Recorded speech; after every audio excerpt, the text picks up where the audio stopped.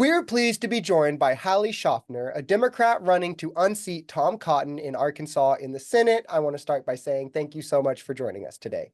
Oh, thank you so much, Brandon.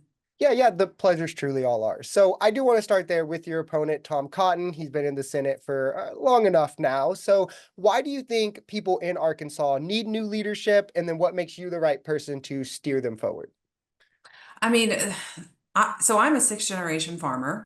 I am from, a little town in Northeast Arkansas where we grow soybeans and rice. And I grew up at the farm, farming with my parents. I went back to the farm about 10 years ago.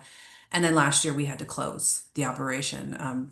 We're in the middle of a farm crisis. We've lost 25% of our family farms now because of bad policy and tariffs. And Tom Cotton, I mean, he went to the Senate 12 years ago and he promised Arkansas the world. He promised us health care and economic development. And he went to DC and he just pulled the ladder up behind him. I mean, he moved to Virginia. He doesn't come home. He doesn't own property or pay property taxes in Arkansas. And we can't call him to the carpet because he hasn't had a town hall since 2017. And he just caters to these corporate lobbyists and these just other politicians, and he's just rigging the economy in favor of them instead of us. It's time to put a farmer in the Senate, someone who's closer to the problems, who has a vision for our state, that makes us healthy and prosperous again.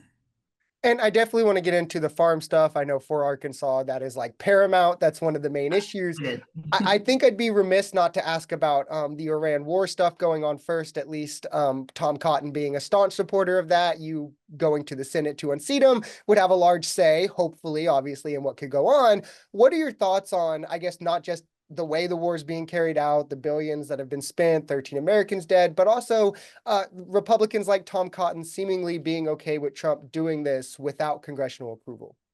I mean, I think that we have congressional approval for a reason because I mean, it's not that I want to live in a world in which Iran has a nuclear weapon.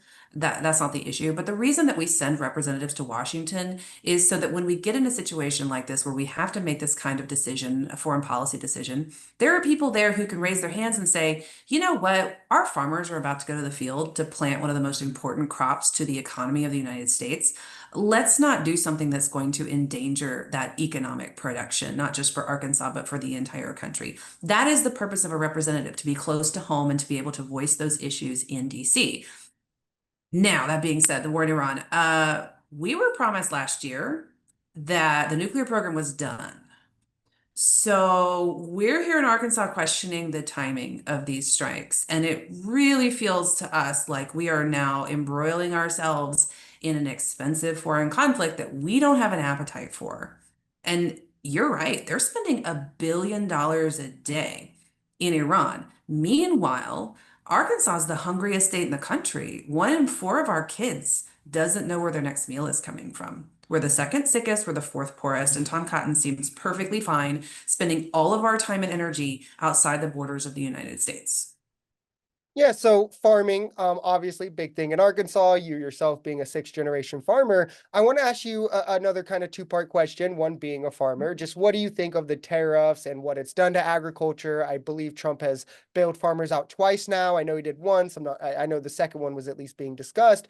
So what are your thoughts on where he and other Republicans have left agriculture? And then what sort of policies or vision do you have to bring it back to the forefront?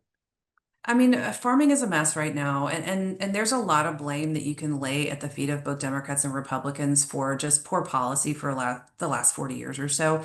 But the tariffs have made everything just so much worse because truly it's a tax on farmers. I mean, this is a trade war in which farmers are being used as the tip of the spear. Because when we put blanket tariffs on China, China's the largest buyer of American soybeans, and Arkansas is a top soybean producing state. And so we have millions and millions of bushels of soybeans in bins across the state unsold, which means farmers are not getting paid. And here's the problem with that. So ag is our largest industry, valued at $30 billion. And our farmers support these small ag-based communities. And so when a farmer goes out of business, a bunch of people lose customers, mechanics, parts stores, local grocery stores, people move away, and the medical clinics and hospitals don't have patients anymore. They pull their kids out of the local school systems. Those have less funding, population decreases, so does the tax base. And these small communities that were already struggling, they just become non-viable. Now, the idea that I have as a farmer who's worked in this space for the last 10 years is the issue is that we do grow soybeans in Arkansas instead of actual food crops. What I mean is fruits, vegetables, and specialty grains. We have water, we have dirt, we have farmers. We could produce food. And not only could we produce food, we could produce cheaper food because we're not trucking it in from somewhere else and paying high diesel prices.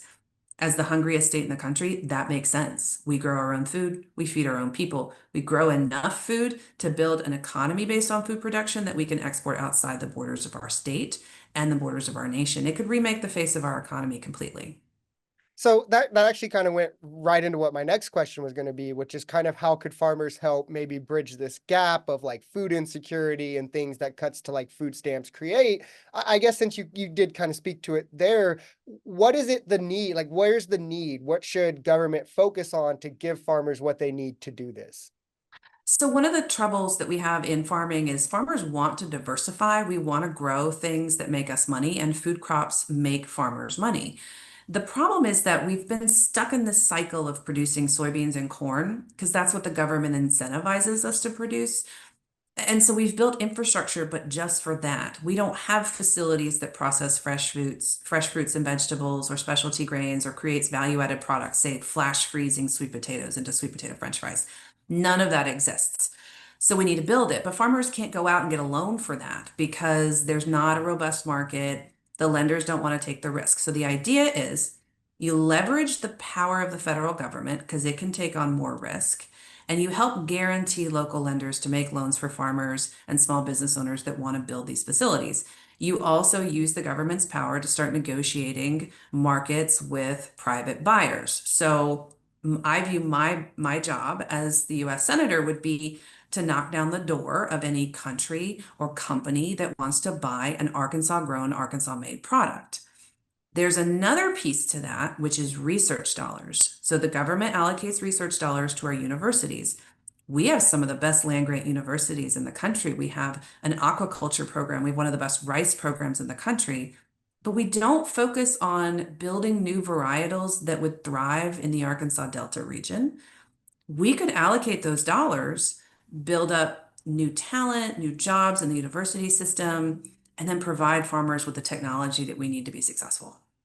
So the last sort of agriculture adjacent question that I have for you is actually at something that is kind of been on opposite ends of agriculture at times, but I don't feel like it has to be, which is climate change, climate action. I feel like a lot of times there's things where people try to put forth green energy stuff and maybe it's harmful to farmers, that kind of thing. How important is it to you balance the balancing act there and making sure that both are priorities for your campaign?